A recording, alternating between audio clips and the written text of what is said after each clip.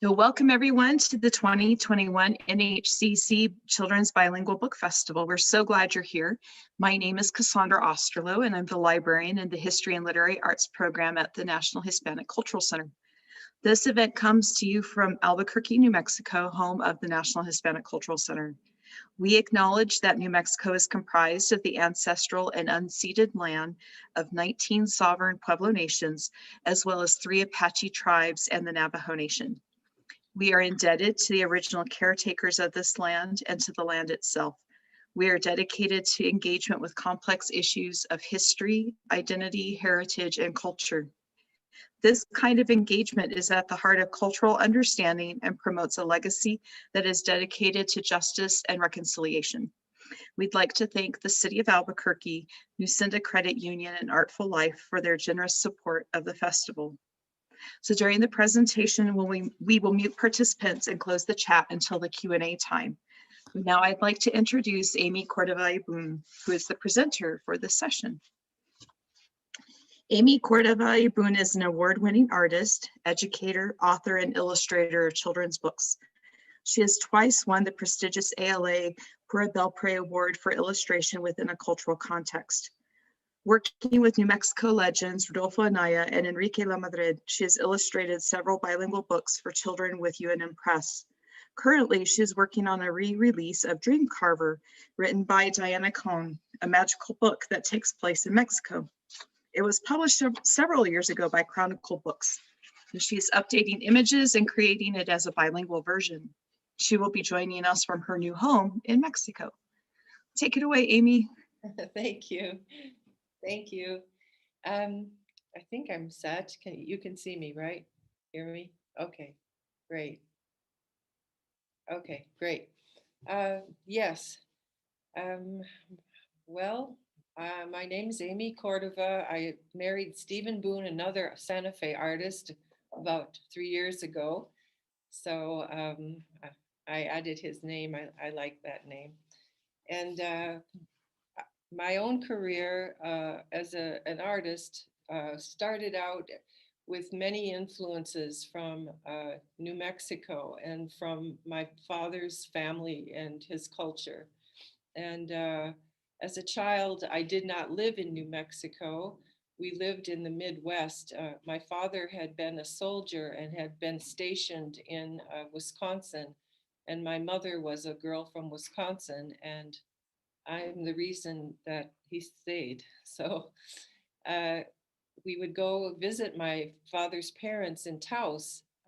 Probably every 2 or 3 years, we would all pile in the car and drive across the continent and get to Taos, New Mexico. And even as a little kid, there was something about Taos to me, about the light. The light I thought was magical. It could make things glow. And just the different people. And it was at a time when the Pueblo men would wear in the summer like a white garment, a very light, soft blanket. And it was so powerful to me.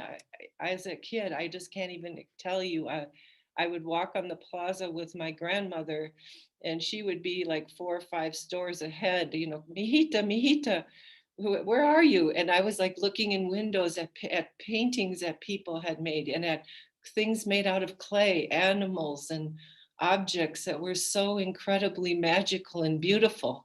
It was so different from the place where I had grown up. I think if there was any art in the place in the Midwest where I grew up, it was pictures of duck hunters and deer hunters and fish.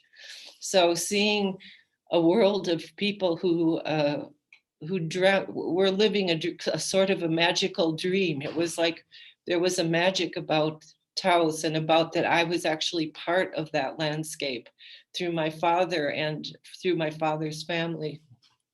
I was very lucky in that my grandmother in Taos was also an educator. And she was actually the first, I think the first woman principal in New Mexico. But she had a great love of culture, and she was somebody who had researched the Matachines dance like back in the 40s and helped bring back the Matachinas dance to New Mexico and to Taos and Taos Pueblo, and they did the pastores, and our heritage is a blend of all those people who came to Taos many years ago and who lived in Taos before those fellows came. So all the work that I do is really definitely inspired by this a love of place. And my also deepest motive for the work that I do as a painter and as a book illustrator and author is showing the things that we have in common as human beings, the things that we long for, safety and love and being part of something, and how the land, a sense of place, is the magnet that pulls all that together so we can tell our stories. So my whole career as a book artist came about as I had written a story of my childhood with my grandmother. I kind of course, embellished it a bit, but I did not know that a person needed to have an agent to publish a book. So I sent it to Simon and Schuster. And then I sent my dummy to Simon and Schuster, the storyboards, my little dummy. And then in the meantime, I had moved from Minneapolis to Taos. And it was maybe 4 or 5 months later, and a friend of mine from Minneapolis called me and said, "Whatever happened with your children's book, the Abuelita's Heart?" And I was like, "Oh my God, I didn't let them know that I have moved. I have to contact Simon and Schuster to get my dummy back because I didn't even make a copy. I just sent it." And I contacted Simon and Schuster in the following week, and they said, "Oh my gosh, we've been looking for you for about 3 months. Your book was approved for publication." So that was kind of like this big fireworks explosion of my life that changed so many things, and found my place with it in something that had been a dream to me. And as a kid, I definitely remember doing the dishes with my mother one night after dinner, and I asked her, I told her what I wanted to be when I grew up, and I said, I want to make books. I love books as a kid. I was read to a lot by elders in my family, and I said, I'm going to make books too. And I even had a story. It was kind of based on the ugly duckling theory about a caterpillar in a butterfly that I had written with a stubby pencil and the big chief pad, and showed my mom. And she said, "Well, I think that's a very interesting idea, you know." But part of it was that love of reading and of story and of poetry that my family instilled in me on my mother's side. And so anyway, my beginning in the world of books was Abuelita's Heart, which is a recollection of my childhood. Oops, let's see if I can get it without a glare. A recollection of my childhood in New Mexico.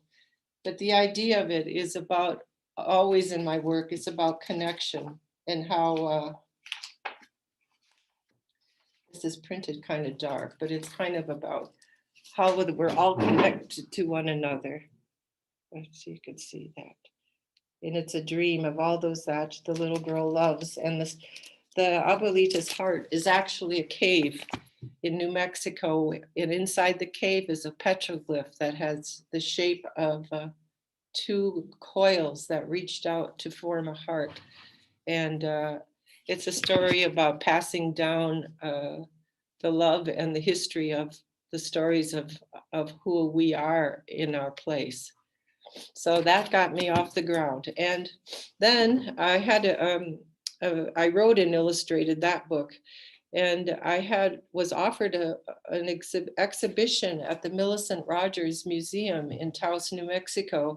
So they gave me a whole room, and I created Abuelita's kitchen, and hung all the paintings, and had all my tools that it took to make that book, and like stubby pencils and worn out brushes, and anyway, I created this environment of my grandmother's kitchen, and it became very popular. And my book was out at that time, And I was invited to a coffee shop to do a reading, evening reading. And who sat in the front row but Rudolfo Anaya and his wife, Patricia.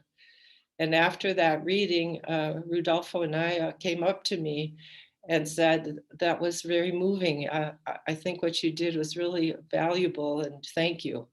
And I was really taken aback because, of course, I had read many of Rudy's works, and he was like an icon in my life. And prior to that, I was teaching. Before I moved from Taos, I was offered a position as a result of the exhibition of Abuelita's Heart for a bilingual program in the Mora Valley. So I moved to the Mora Valley, and I have a cousin who had a ranch there, and he and his wife for dinner. And I said to him, he said, so what are you doing? What are your plans here? I said, my plan is I want to get to do a book cover for Rudolfo Anaya. That's my dream, is if I could just do a book cover. And my cousin, who's a trickster, Philip Cantu, he's quite a trickster. And about a week later, the office phone rang at my office in Mora. I was working to develop a program about the land, the history, and the stories of where we lived, and how a sense of place, or the pedagogy of place, plays such a vital role in how children learn to see the world. But so about 2 weeks later, the phone rang in my office, and the secretary said, there's a call. And I said, I can't take it. I'm running to class. Could you just take a message? And she said, he says he's Rudolfo Anaya. And I was like, oh, right. I knew it was my cousin, Philip Cantu. I knew it was him. So I go to the phone and I said, hello. And he said, this is Rudolfo Anaya. And I said, oh, really? Because I thought it was Philip Cantu, my cousin. And I said, oh, really? And he's like, yes. And then it was silent. And then I said, oh, and really? And then it was really silent. And then I said, oh, excuse me, but are you really Rudolfo Anaya? I think you're my cousin. He said, no, I'm really Rudolfo Anaya. So that opened up almost 20 years of working with Rudy Anaya, who was the great inspiration, and beautiful soul, and visionary person, and kind to the core. So we did a lot of books together, and many of them were bilingual books. We did some books in English, but luckily enough, the University of New Mexico Press was really on the forefront in the United States for the publication of bilingual literature. And I feel really lucky because I got to be one of the very first illustrators, and illustrated many, many books for them with several people from the University of New Mexico. And just seeing how valuable the bilingual books are, and how they become more inclusive and allow children who come, especially now from Mexico, and children who even don't have the gift of the Spanish language, that putting the two together as a bilingual really is helpful. It's helpful for adults too. I know several adults who have used the books and feel very happy that you can check back and forth and see what the words are if you don't know or get the gist of the story. But I've been very blessed to have this dream come true in my life, and I value it very much. And I also have, besides the bilinguals, I've worked with my friend Diana Cohn. And Diana found me years ago from a greeting card. I had done a series of greeting cards in the 80s, and someone sent her a greeting card, and she posted it on her fridge. And over the years, we have done several books together, but we've traveled around the world to different places in the world to tell the story of children who have the same dreams that we had, the same wishes for love and happiness and bringing light to the world. And so our whole thing together, our initiative together, was about showing how we are alike. And we did. We went to Nepal, and we did a book on the Sherpas. It's called Namaste, and it's about a little Sherpa girl whose daddy carries the weight for all the people who go to climb Chomolungma, Mount Everest. And she wants to do something that is a gift too when her daddy's gone, but she's too young. And all she can think of is that namaste. And it's the light in me sees the light in you. So that was one. We went to Ecuador and we did one for about the growing of roses in Ecuador. That was called Roses for Isabella. And it was about the places where they grow roses. Most of the roses that we see in the stores come from Ecuador, and a lot of them are produced using poisons. And so we did a book about a place that didn't use poisons, that used other insects or used chili powder with water to spray plants, and about a little girl who wanted to be a writer whose parents worked at a place like this. And that one became very successful. But our most successful, and the one I want to talk to you about today, is the Dream Carver. And I have it here somewhere.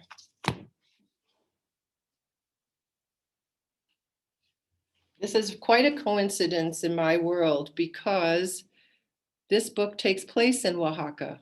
And my friend Diana Cohn and I, the same girl, we came out here, gosh, it must have been in 1992. We came to Oaxaca and we wanted to do a story about a person in Oaxaca who was kind of attributed to doing the alebrijes. And the alebrijes are these carved animals. And the whole trend of this, here's one. The whole trend of this was started by a man named Manuel Jimenez, and he lived in Arasola, which is a little village. And when he looked up from his home, he could see the ancient Zapotec ruins of Monte Alban. And just by coincidence beyond comprehension, my house is in a little village. When I look up on the mountain, I see Monte Alban. So that was not planned in any way. It's just the way the world works. And I'm still, the man's name was Manuel Jimenez, and he has passed away now, but his son, Isais, and family, his wife, Nicolasa, they still continue to carry on the work of the father. And how this started, well, I'll go into it more, but the alebrije painting has become much more evolved in the last 20 years than it was when it came out, probably in the 40s when his father was a young man.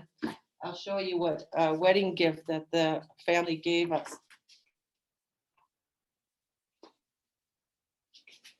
Will you look at the designs?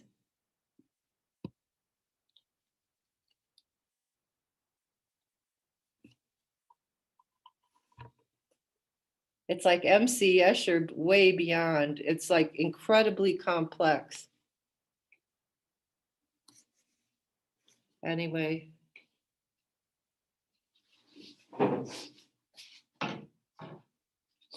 So Diana and I did this book, Dream Carver, and dedicated it to Manuel Jimenez because he wasn't just a regular carver like most people. Here's a picture of he and his wife back in the day. Let's see if we can see it. What he started was a whole trend. People before that time were carving. Yes, they were carving, but they were carving little animals and really not painted. So Manuel Jimenez invented like this movement of creating the animals really wild and crazy and wonderful. And they come from the guaje tree. And the guaje tree, I have one on my property here, but the guaje tree is kind of like a bulgy tree and the branches come out at kind of weird angles. So it allows for strange shapes, you know, like the fox here. the fox, this is like, you know, the way the branches move. That's why they like to use the guaje tree. But and then the arms are attached, but he just had much more exquisite shaping and unusual shapes. And I think in the early 60s, the Rockefellers came to Oaxaca and actually like discovered a whole bunch of artists here in Oaxaca that they took to New York to a show at MoMA. And this man was one of those people. And so we did this book, Diana and I, The Dream Carver, and it's a story of Manuel Jimenez as a young boy, and it's only in English.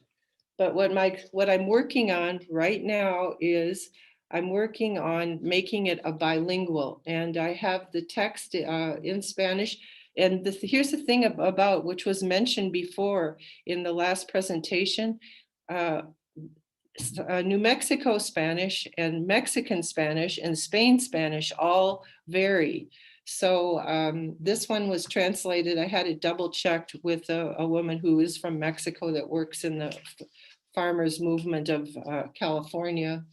And what we did was tell this beautiful story. But what I wanted to do, because this book has been out of print now, and it had a short run with Planeta Mexicana, which is the big Mexican publishing press. But the translation, they didn't put in any of the color of the story. It would, like if you would say, you know, the eggplant spotted cat with, you know, moons, half moon eyes. It would just be the cat with eyes, you know. So that went out of print, and I want to make it back to make it the colorful, lively story that this originally was. And the most amazing thing about this as well is that the guys who do the Muppets picked this up and turned it into a bilingual musical that toured the United States for 3 years. And it was in Albuquerque at what's the big university theater? Popejoy? The Popejoy. It was at Popejoy. And the little boy we named Mateo in the story, and these singers were from LA, and they had the huge sets, and they sang and they talked the story partially in Spanish, partially in English. And it was one of the most beautiful things I think I've ever seen in my life. And they invited me on the stage at the end to say that I lived in New Mexico and had done all the pictures and had inspired the vision of the little boy. And as the children were filing out at the performance I attended, one little chubby cheek boy came running up, broke away from his class line and ran up to me, and he said, Miss, my name is Mateo too. So to me, it's like, those are the moments when, you know, like they're just, you hit the bell, you know, you rang the bell. So, and to me, that's part of doing all this kind of work. It's making that connection of that transcends so many things. It just becomes a connection of your heart. And I think to do the kind of work that we do as our artists and illustrators is, that's my motivation. I think a lot of us do. We remember our childhoods, and we remember those things that the world we want to see. And if we can't have it in the functioning world or dysfunctioning world, we'll make it for ourselves. And hopefully we'll make it that others who are searching for the same thing can have that opportunity too and join us. So I'm not sure. Here's my question to you is, if I read a little bit of it, should I read the full Spanish, or should I read it in English, or some of it of each? How would you suggest? How about some of each? Excuse me, if that works for you. Yeah, I think what I'll do, I'll just read a little bit about, maybe I'll read a couple paragraphs and then do it in English too, so we can, because I'll say for myself, I'm not a full Spanish speaker.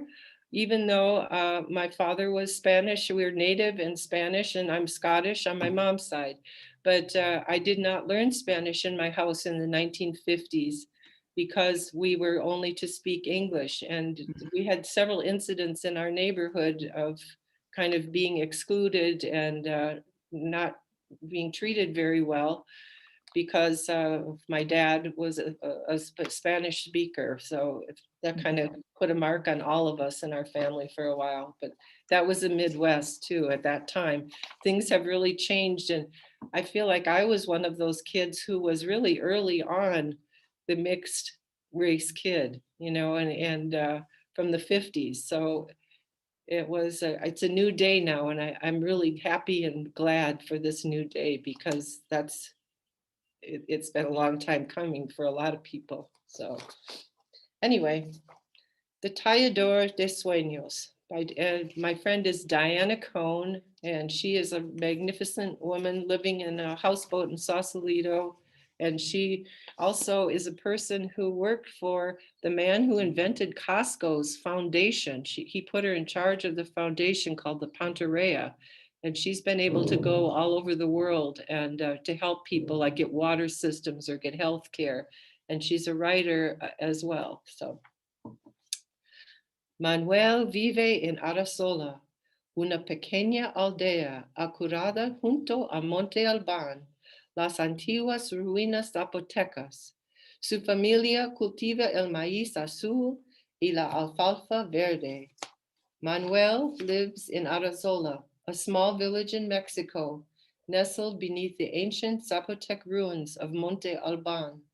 His family grows blue corn and green alfalfa.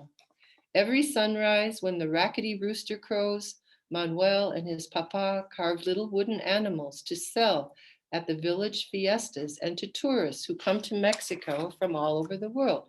So here's like what they would carve when he was a child.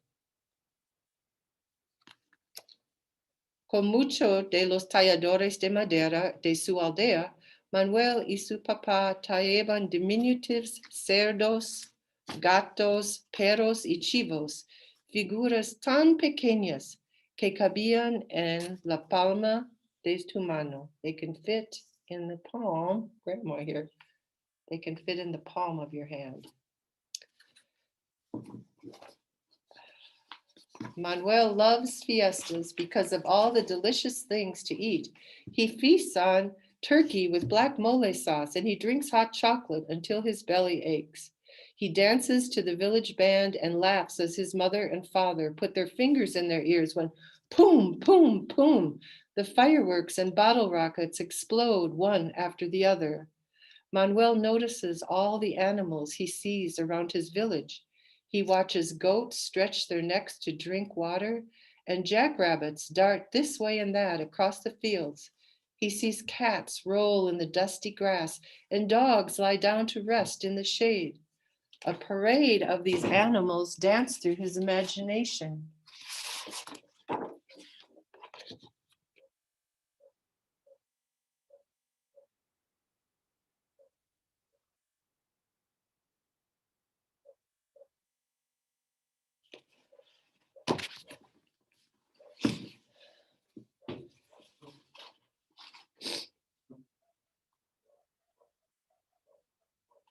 Okay.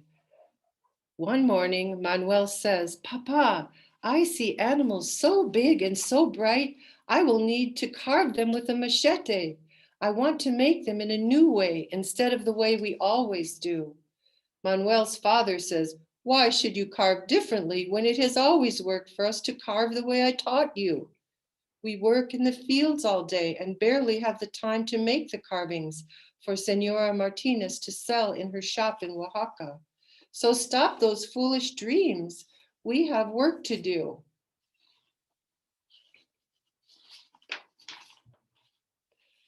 But Manuel could not stop the animals from creeping and crawling through his dreams. They visited him in the fields during the day and in his dreams as he fell asleep at night. One night, a dazzling gold and rose-colored jaguar called out. Call me, carve me, carve me wild and grand, and you will find the power to carve in strength, all of your dreams. Now, and these illustrations are new ones. The other one from the original book, when they printed the book, it seemed that the colors were kind of like went a little dark and muddy. So what I'm doing now is making these, popping them up. Like I can show you the original cover. Here's the original cover of the book. It looks brighter than it really is. And then this will be the new one. It's going to be a little lighter with much more information on it. And then this is a fold that goes on the inside with kind of like the overview of the story.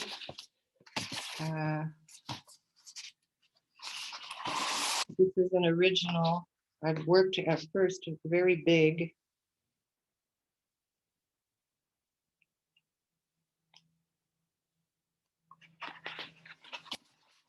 But being here in Oaxaca, here's what I'm still working on.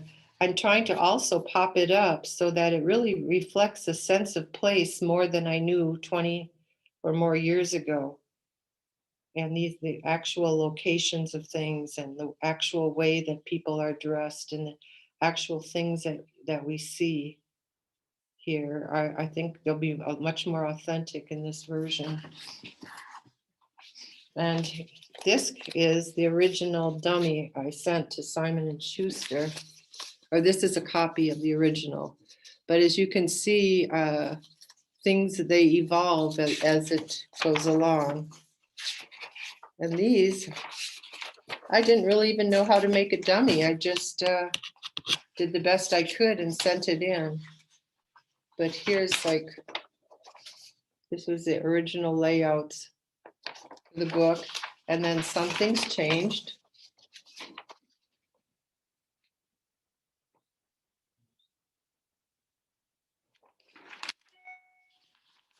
Oh, and then this was the fireworks, the fireworks page. This is the fireworks page. This is the second life of the fireworks page. It's still, I'm not finished with it. So anyway, so now Manuel keeps carving day after day, week after week, until finally one day, as he carves the quetzal, the iridescent bird of the rainforest, the wood peels off like feathers. Manuel sands the bird smooth and then takes out his paintbrush. He paints her.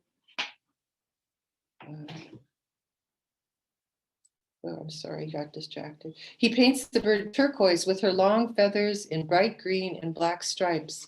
Manuel cannot believe his eyes. At last, he has carved an animal from his dreams into life. And now the carving comes easier. When Manuel imagines a white polka-dotted squirrel or an orange-striped gazelle or a black and yellow spotted frog bracing to spring, he carves them all just like that. Manuel, what he loves best of all is when he has no idea of what to carve. He sits and looks at his wood pile until he senses an animal waiting for him. Manuel begins to carve and carve and carve some more until, "Hola, conejito," he says, and a little rabbit pops right out of the wood as if waking from a deep sleep. Let's see here.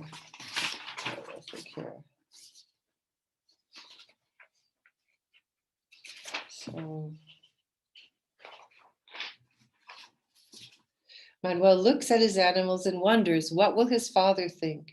Will he be surprised? Will he be angry? The next fiesta is Day of the Dead, the perfect chance to display his carvings. Manuel could barely sleep the night before, but in the early dawn, just before the rooster crowed, Manuel finally falls into a light sleep, and very softly he hears a raven call, "You have nothing to fear. Your dream animals are with you." And ese mañana, Manuel expuso sus esculturas mientras los músicos se preparaban para tocar y la gente se aglomeraba en el zócalo del pueblo, como las abejas atraídas por los dulces pegajosos que se venden en las fiestas. Los niños se arremolinaban para ver las esculturas y jugar con ellas. La muchedumbre parloteaba mientras las compraba unas tras otra. Manuel sintió el peso de una mano ligera en su hombro y volteó a ver la cara sonriente de su padre. Manuel, dijo él, ya es el tiempo que me enseñas una nueva manera de tallar la madera. Papá, dijo Manuel mientras le daba el quetzal de tu padre, te guardé mi escultura favorito por tú. So it's kind of, sorry guys, okay, so that goes in here. Manuel looks at his animals and wonders what his father will think. Will he be surprised? Will he be angry? The next fiesta is Day of the Dead, the perfect chance to display his carvings. He could barely sleep the night before the fiesta, but in the early dawn, just before the rooster crowed, Manuel finally falls into a light sleep, and very softly he hears a raven call. You have nothing to fear. Your dream animals are with you. And that morning, Manuel displays his carvings on the main street. As the fiesta begins, musicians gather and people flock through the village square. Like honeybees attracted to sticky sweet fiesta candy, children swarm to see the carvings and begin to play with them. The chattering crowd surrounds Manuel to buy one carving after another. Finally, when the clamor begins to calm, Manuel feels a gentle hand on his shoulder. Manuel turns to see his father's beaming face. Manuel, he says, it's time for you to teach me a new way to carve. Papa, Manuel says as he puts the quetzal bird in his father's hands. I saved my favorite carving for you. So I apologize. Some of my materials didn't make it to my new house. They're in Santa Fe in a storage unit. So I was trying to piece things together as best I could. But anyway, that's what I'm working on now, Dream Carver. I've done several books. La Llorona by Rudolfo Anaya and I. This book is, it's kind of a new take on Llorona, so she's not so terrifying. When we talked about doing it, I told him I will not do a picture book of a woman killing her children. So we made it about more of a harvest thing. I said, like, what about the harvest when it's the cosecha, when things leave us? And but did it kind of through plants and vases that were broken. So it's quite beautiful too. This one won a book award. Here, let's see.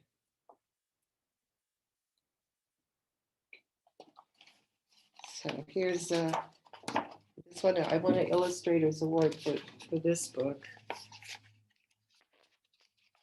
They did a beautiful job. Very colorful, very colorful.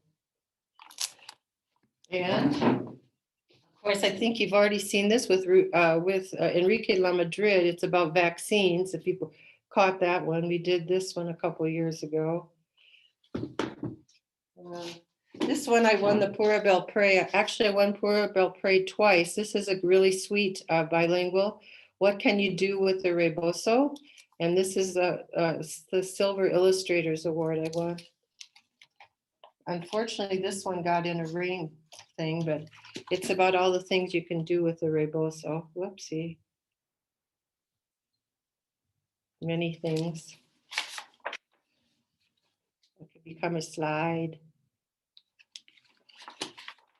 And this book was written by Carmen Tafoya. I've worked with her twice and we won the award both times. What she loves, the little girl loves to do the most is to dance with her rebozo. And then her mama covers her up with it and she goes to sleep. Well, there's a pretty one in here too.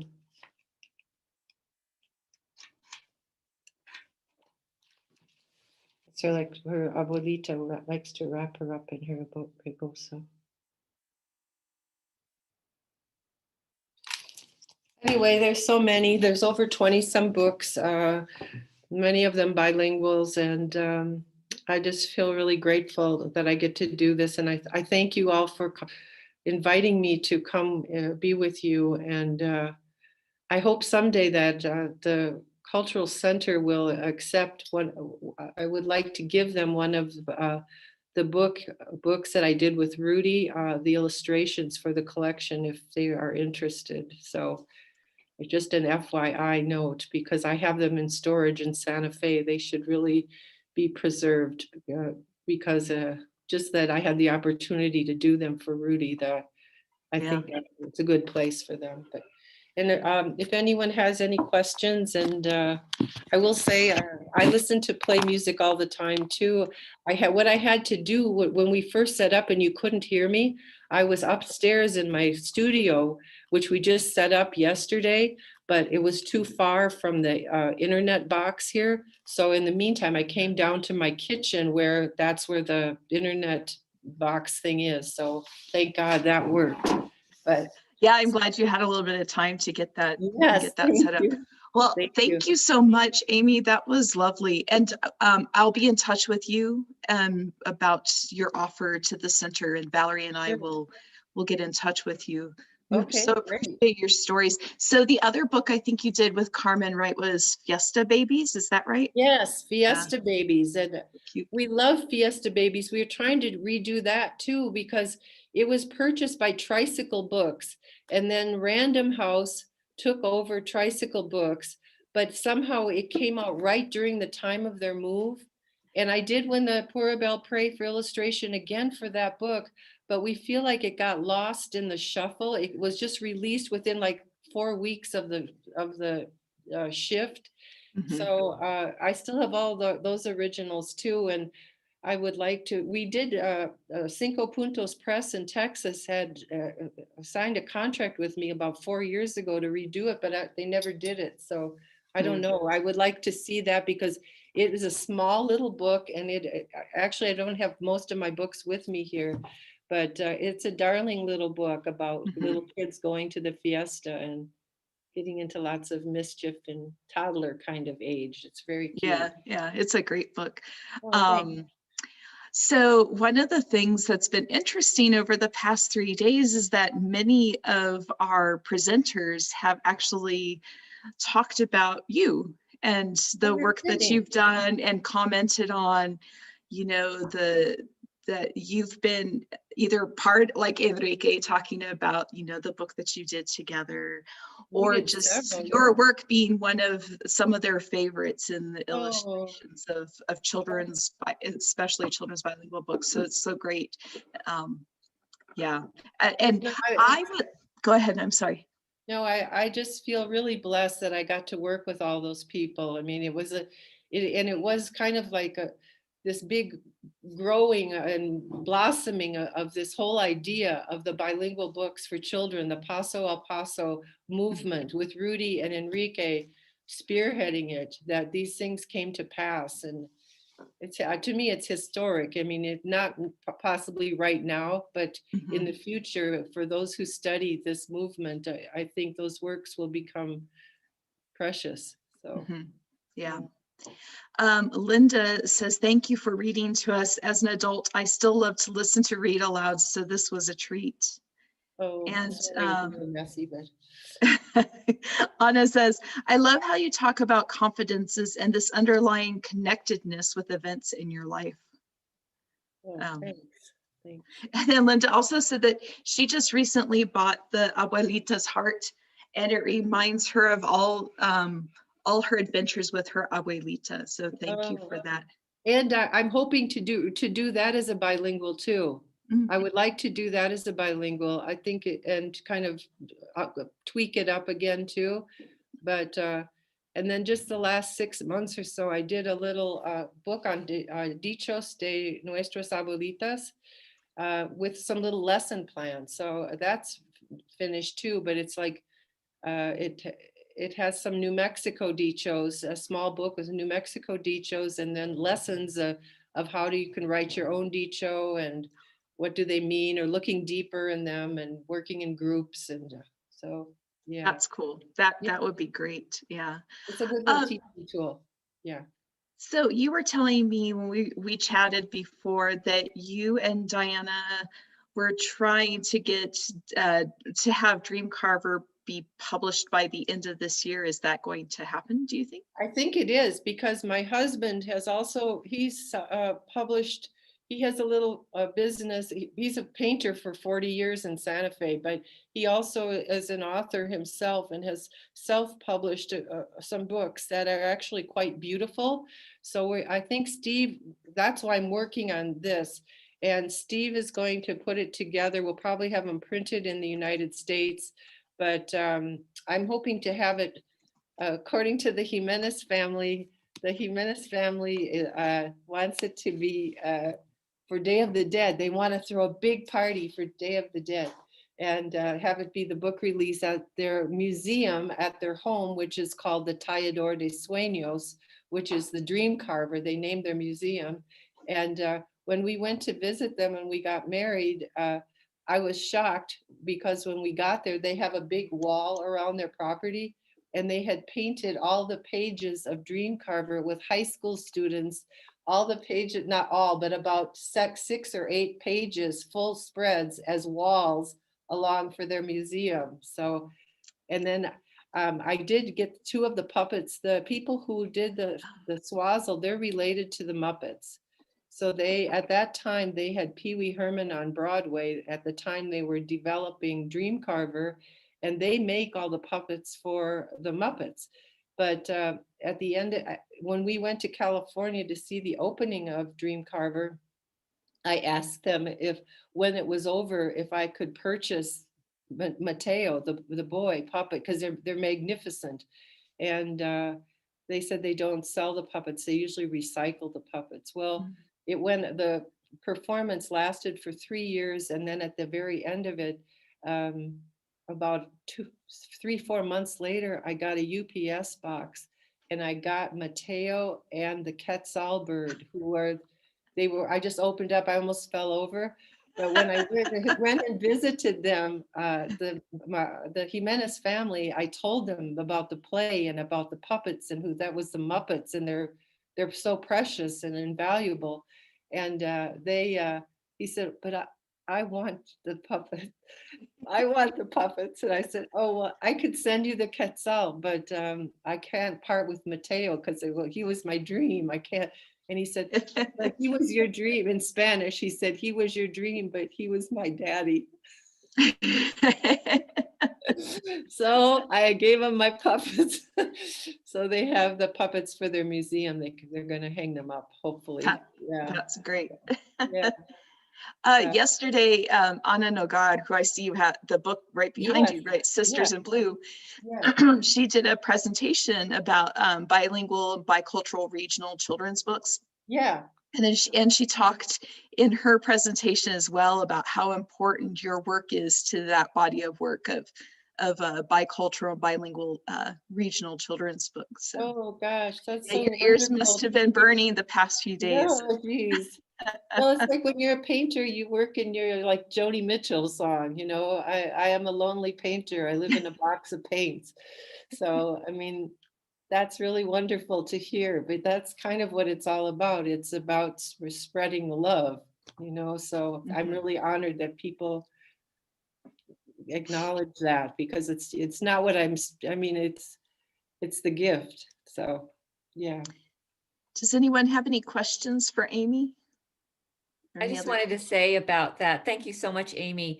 Anna talked about that particular image that you just showed and how you talked a lot about who should be primary, or what the position of those two women in that image. Right. And that was really interesting. Because in the images that are traditionally depicted, she's like ruling above everyone. you know, so no, we wanted it to be more like how the truth might be.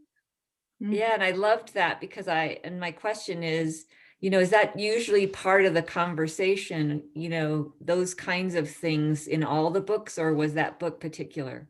No, it's pretty much the conversation in most books. And for me, it's also doing research. I don't want to make things that aren't relevant to the culture. That's really important to me. So, or even like, what is the landscape? I have to have it like it is. I don't want it to be so far off. And like in the case of Dream Carver, I had been to Oaxaca briefly for a few weeks, but now like being here again for a few weeks, but in a whole other context, I see things differently, you know, a bit differently. So I guess things just evolve, but it has to be, it has to have like truth behind the image somehow, or the attempt for it anyway. Yeah. And I just have one more question. Is there a book that you've always dreamed of creating that you haven't yet? I have a few ideas for some books that I haven't created yet. And I'm hoping now it's going to take still probably a couple months to settle down into this environment and home. It's just basic things like having the electricity changed over, having the internet. And I'm at that point, but yeah, I have a lot of books, but they all kind of have at the heart of them is about just validating and keep showing the connection of humanity, to just keep showing that and move through whatever different character or whatever it might be, is it's the we are one for sure. So Yeah, because there's been so much, I mean, it's been such a roller coaster of a year that I wonder how, if sort of current events or things like that give you ideas for books. yeah, to me, I think a lot of my work is based in memory. It's interior. But that's the thing I loved about the last presenter. Like he's living totally in the context of today, which I love that. You know, I honor that in him. For me, a lot of my work goes into like the in interior and like what underlies the way things are, how we respond to each other, and how can we open that up and free it so it doesn't have to be lashed to old ways of thinking. So, yeah. So that's about all I can tell you today, but thank you. Thank you so much, Amy, for being with us today. We really appreciate it. Thank you. Well, I appreciate Very lovely. all the work that all of you are doing too. I'm Thank you. all of you. Thank you. Okay.